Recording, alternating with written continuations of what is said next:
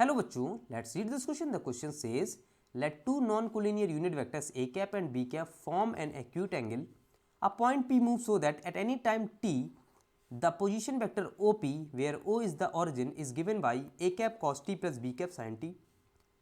When P is furthest away from O, let m be the length of OP and u cap be the unit vector along OP. Then तो यहाँ पर देखिए हमें दो non collinear unit vectors given है a cap and B cap, ठीक है, और एक पॉइंट पी है जो मूव कर रहा है सच दैट वो according to the time t इसका पोजीशन वेक्टर बदलता रहता है. It is given by a cap cos t b cap sine t. अब यहाँ पर देखिए जो हमें नेक्स्ट कंडीशन है, जब पी सबसे फार्दस्ट अवे फ्रॉम ओ होगा तो उसकी लेंथ को हम किससे डिनोट करेंगे, एम से डिनोट करेंगे, और उस टाइम यहाँ पर यू कैप से उसका यूनिट वेक्टर ओ पी को डिनोट करेंगे, ठीक है. तो यहाँ से देखिए सबसे पहले हम क्या करेंगे, हम कोऑर्डिनेट एक्सिस बना लेते हैं. ये हमारा ऑरिजिन होता है और ये एक पॉइंट पी है, ठीक है, जिसका पोजीशन वेक्टर किससे डिटरमाइन हो रहा है, by the expression that is a cap cos t plus b cap sine t, ठीक है, b cap sine t. Okay, तो यहाँ से देखिए जो ओपी की मैग्नीट्यूड हो जाएगी वो कितनी हो जाएगी, it will be under root of this expression का होल स्क्वायर, ठीक है. तो यहाँ से देखिए a cap cos t plus b cap sine t, ठीक है, यही तो हो जाता है होल स्क्वायर, ठीक है, इसका होल स्क्वायर अंडर रूट. तो यहाँ पर देखिए इसको हम एक्सपेंड करते हैं a plus b whole square से, तो ये कितना आ जाएगा a cap cos square T.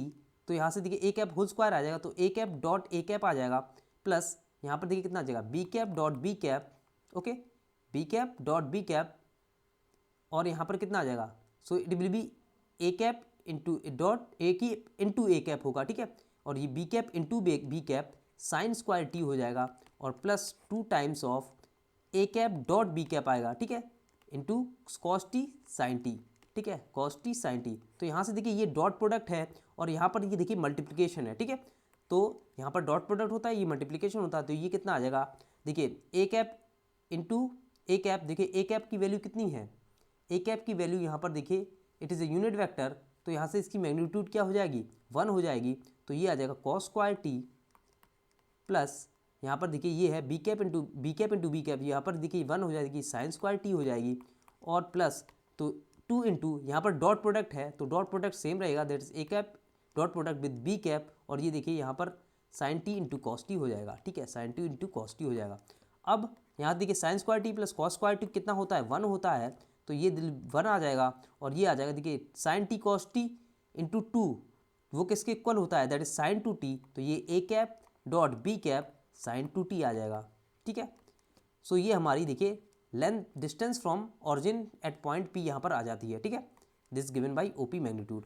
Now next thing is that यहाँ पर देखिए जब ओ पी मैक्सिमम होगी तो उसकी लेंथ किससे डिनोट हो रही है, एम से. सो एम कब आ जाएगी, देखिए जो ओ पी मैक्सिमम कब होगी, तब यहाँ पर देखिए जब साइन टू थीटा की वैल्यू मैक्सिमम होगी. साइन टू थीटा की वैल्यू मैक्सिमम कब होगी, जब 2t की वैल्यू कितनी होगी, पाई बाई 2. सो 2t की वैल्यू पाई बाई 2 जब होगी तो मैक्सिमम वैल्यू आएगी, तो टी पाई बाई 2 होगी, तो टी कब टी की कितनी वैल्यू होगी, it will B pi by 4 हो जाएगी, ठीक है, पाई बाई 4 हो जाएगी. तो यहाँ से देखिए मैक्सिमम वैल्यू कितनी आएगी, it will be under root of 1 plus a cap b cap, और ये देखिए साइन पाई बाई 2 1 होता है, तो ये आ जाएगा, इसको हम इस तरीके से लिख सकते हैं, that is 1 plus a cap dot b cap, ठीक है, ये डॉट है यहाँ पर पावर 1/2, ठीक है, 1/2. अब नेक्स्ट थिंग इज दैट हमें यू वेक्टर फाइंड करना है be the unit vector along O P. तो जब हमें यू वेक्टर रिप्रेजेंट करना है तो यहाँ से देखिए ओपी जो वेक्टर हमने फाइंड किया है, तो ओपी वेक्टर किससे गिवन था, that is a cap cos t plus b cap sine t. और जब यहाँ पर देखिए मैक्सिमम डिस्टेंस थी तो उस वेक्टर को किससे यूनिट वेक्टर से रिप्रेजेंट करेंगे.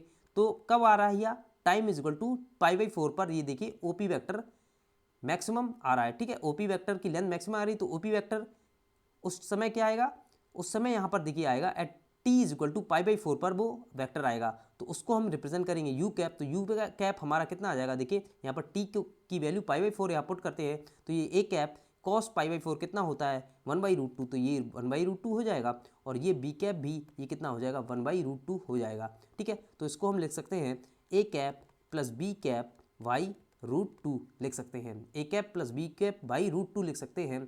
तो यहाँ से देखिए, यहाँ से क्या हम कह सकते हैं, दैट इज यू आ गया, यू यूनिट वेक्टर वो कितना आ गया, a cap plus b cap upon magnitude of a cap plus b cap.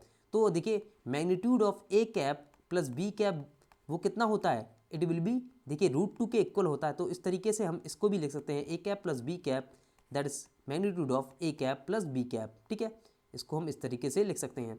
तो फाइनली हमारा ये कि यू कैप कितना आ गया, a cap plus b cap divided by magnitude of a cap plus b cap, ठीक है, a cap plus b cap. And जो हमने देखिए एम की वैल्यू फाइंड की थी वो हमारी क्या आ गई थी, देखिए 1 plus a cap dot b cap power 1/2।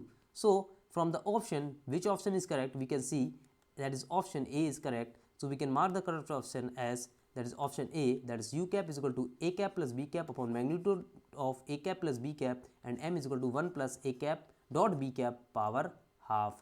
So I hope you understood it well. Best of luck.